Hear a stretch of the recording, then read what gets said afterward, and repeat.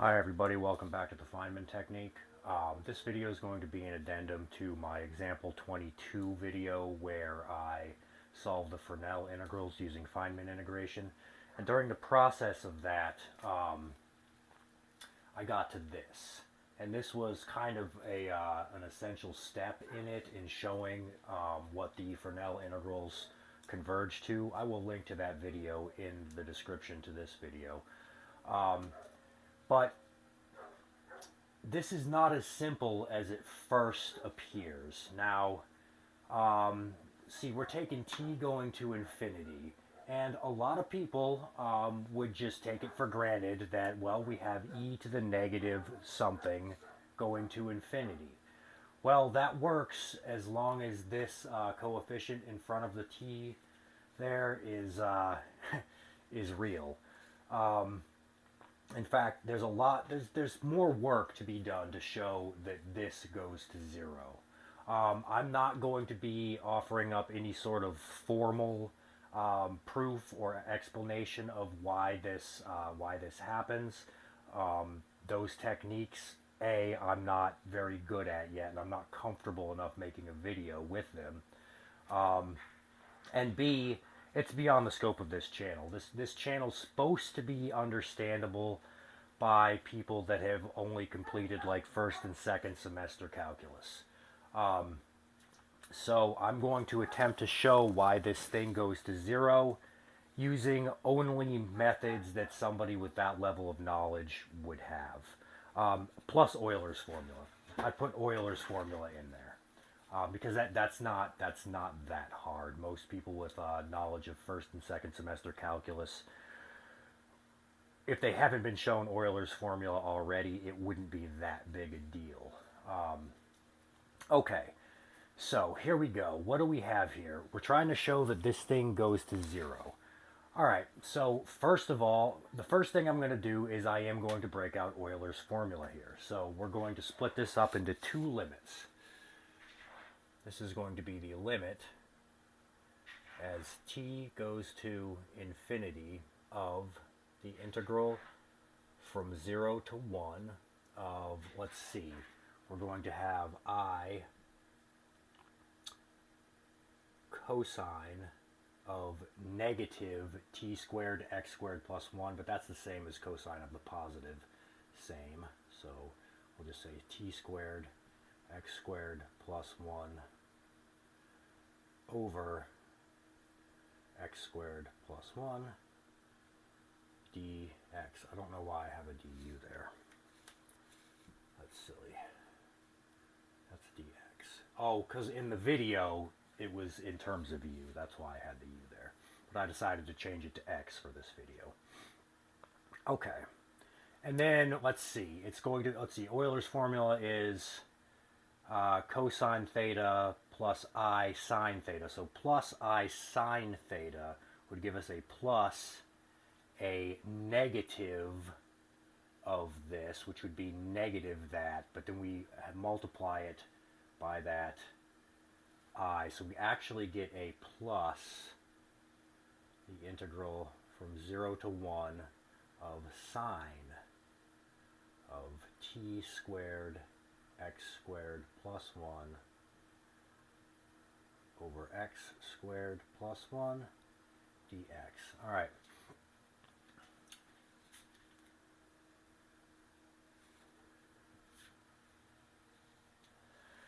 And now we know we can distribute this limit. This will be the limit of this and the limit of this. Okay. So what now? Well, if we can show that each one of these goes to zero, then we've shown that the entire thing goes to zero. And if just this part without the I goes to zero, then the whole thing will go to zero also. Because I times something that goes to zero is definitely going to be zero. Okay, so what now? Now comes, I guess, the part that I would call not rigorous math. I'm borrowing ideas from the Riemann-Lebesgue lemma. I'm not sure if the Riemann-Lebesgue lemma applies directly to that, and I won't even get in much about what that is. Just to say that I borrowed ideas from it. Okay, so let's look at this thing, or actually, let's look at these two things as two separate things. We're multiplying this 1 over x squared by this as t goes to infinity, and we're multiplying this 1 over x squared by this as t goes to infinity. All right, first of all, let's look at the behavior of 1 over x squared. 1 over x squared looks kind of like this. This is not going to be perfect, but it looks something like that.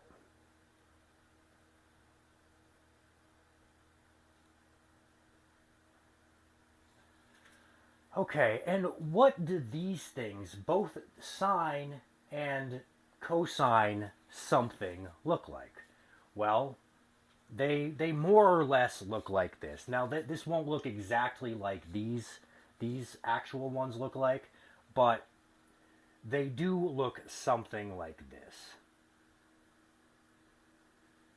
You are going to get an oscillating function. Now, what happens as we let t get bigger?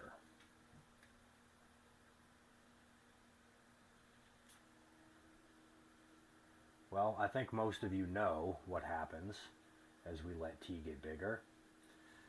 The space between the peaks and the valleys just gets smaller and smaller. So as t gets bigger and bigger, this thing starts to compress together. And as it gets even bigger, it just starts going like this. Again, I told you this is not going to be rigorous.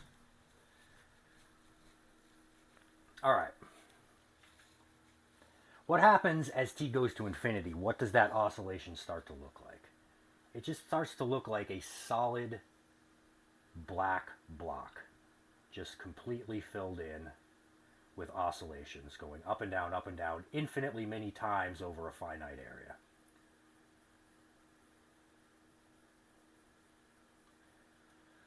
All right, so, well, let's examine the behavior further. What does it oscillate between?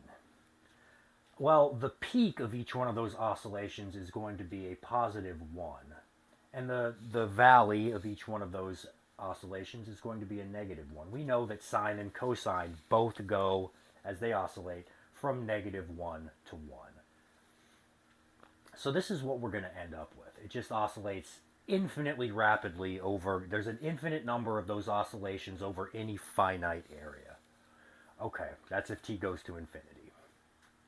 All right, but does it? What about our particular function? Would we have infinitely many oscillations? Does this t squared dominate everything else? It does. No matter, you are never going to have an x value on our interval such that the x going to 0 would negate that t going to infinity.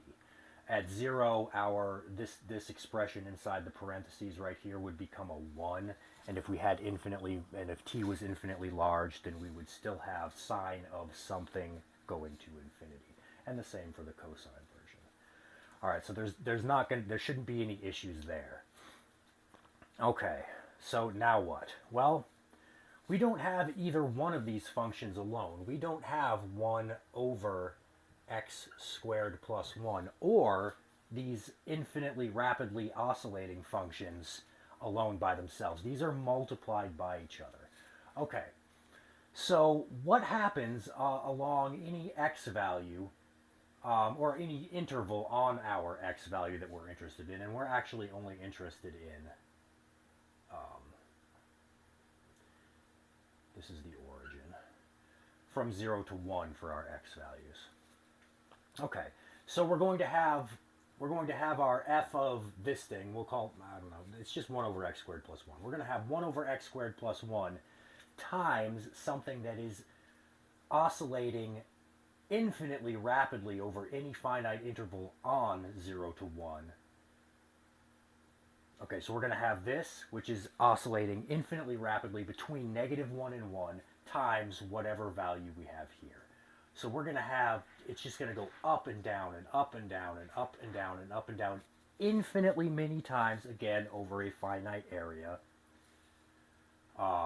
for any place along this graph. So what we're actually going to have, it's going to kind of mirror, we're going to kind of have a mirror of this thing down here. I know that's not perfect, but all right. So what is the graph of this thing going to look like? Well, it's going to look like this. It's just going to be completely filled in with oscillations that are bounded by above by the graph of 1 over x squared plus 1 and below by the graph of negative 1 over x squared plus 1. So that's what we're going to get. Okay. Now let's go back to really what a definite integral is. We are taking the definite integral of this thing from 0 to 1. So we are adding up the area underneath the curve from 0 to 1 of this infinitely oscillatory function. All right.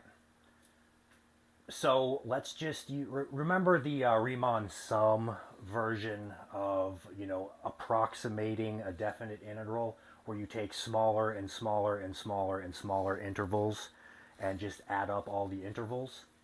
Well, that's kind of what we're going to do today to show that that thing goes to 0. All right, so let's just say we take a Riemann sum that with very, very small intervals. All right. Within each one of those intervals, the area that you would have above the curve would, you can kind of see it. Now, I can't show this rigorously mathematically, but you should be able to intuitively grasp that the area underneath the oscillations that occur, basically the ups and downs that occur above the x-axis would almost exactly, in fact, mirror so closely, since we're letting t go to infinity, and the oscillations are infinitely close together, there's practically no difference between them, that they would perfectly cancel each other out. So the area above the curve would be exactly the area below the curve. And we know that area below the x-axis. The area above the x-axis would be exactly the area below the x-axis. And we know that area below the x-axis is counted as negative. So we would have positive something plus negative of that exact same magnitude. So that's it. That's my explanation as to why that thing right there goes to 0. And I invite criticism on this channel. If any of you have a problem with any of these steps that I've done, let me know, and I'll leave this video up and I'll just make another one addressing the issue, because I'm also a learner here. I'm not a math professor. I do not even have a degree in mathematics. So I'm learning just like everybody else on this channel, and hope you enjoyed that.